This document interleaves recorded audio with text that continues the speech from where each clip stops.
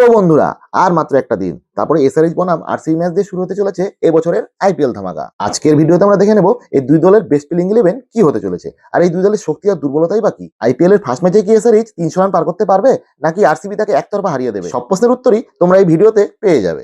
তো ওয়েলকাম বন্ধুরা তোমাদের খেলার আড্ডা চ্যানেলে। যারা এই চ্যানেলে নতুন এসেছো তারা অবশ্যই সাবস্ক্রাইব করে দিয়ে পাশের বেল বাটনটিকে টিপে দিও। তাহলে চলো শুরু করা যাক।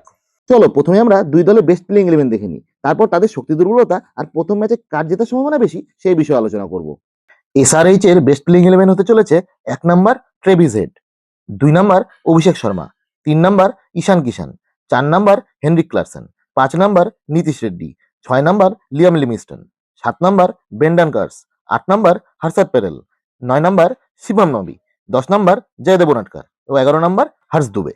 ও অন্যদিকে আরসিবির বেস্ট প্লেইং 11 হতে চলেছে: 1 নম্বর বিরাট কোহলি, 2 নম্বর ফিলিপ সল্ট, 3 নম্বর দেবদূত পালিকার, 4 নম্বর রজত পাতিদার, 5 নম্বর টিম ডেভিড, 6 নম্বর জিতেশ শর্মা, 7 নম্বর রোমিও শেপার্ড, 8 নম্বর কুনাল পান্ডিয়া, 9 নম্বর ভুবনেশ্বর কুমার, 10 নম্বর জেস হেজালউড ও 11 নম্বর সুয়েশ শর্মা। দেখো, এদের মধ্যে হেজালউড কিন্তু প্রথম ম্যাচে খেলবে না, সেক্ষেত্রে তার পরিবর্তে শ্রীলঙ্কার ফাস্ট বোলার নুয়ান তুষারা খেলার সম্ভাবনাই বেশি। এবার কথা বলবো দুই টিমের শক্তি ও দুর্বলতা নিয়ে। দেখো, আমরা যদি প্লেইং 11টা ভালো করে দেখি তাহলে দেখতে পাবো দুই টিমই কিন্তু ব্যাটিং নির্ভর টিম। দুই দলেরই মূল সমস্যাই হলো তাদের বোলিং। একদিকে যেমন আরসিবি তাদের মেন ফাস্ট বোলার হেজালউডকে মিস করবে, তেমনি অন্যদিকে এসআরএইচও তাদের অধিনায়ক তথা মেন ফাস্ট বোলার পেট কামিন্সকে মিস করবে।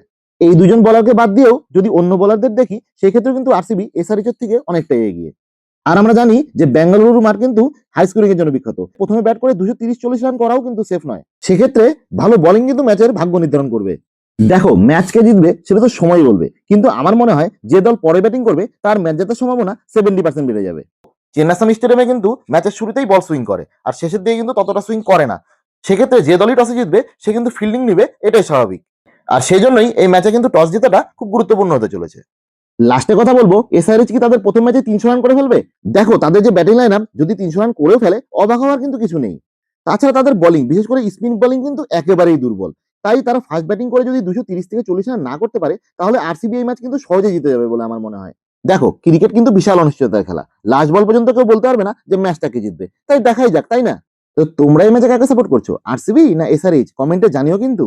ভিডিওটা ভালো লাগলে একটা লাইক করে দিও, আর তোমরা যদি এই চ্যানেলে নতুন হয়ে থাকো তাহলে অবশ্যই সাবস্ক্রাইব করে দিও। দেখা হচ্ছে পরের ভিডিওতে। ভালো থেকো, সুস্থ থেকো।